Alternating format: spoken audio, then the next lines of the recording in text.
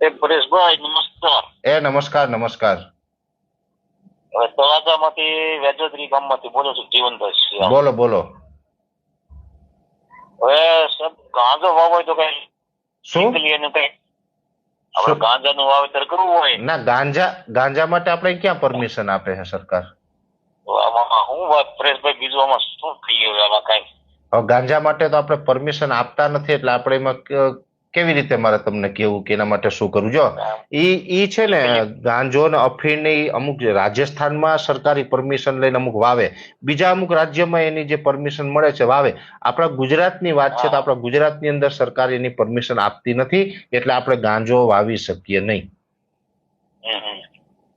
જી, જો એ ખેત ઉત્પાદનમાં કઈ મળતું નથી.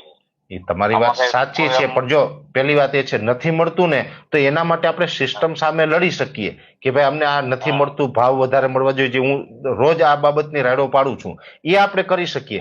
પણ ગાંજો વાવો ને એ બિનકાયદેસર છે, આપણે બિનકાયદેસર કામ નહીં કરવાનું કોઈ પણ.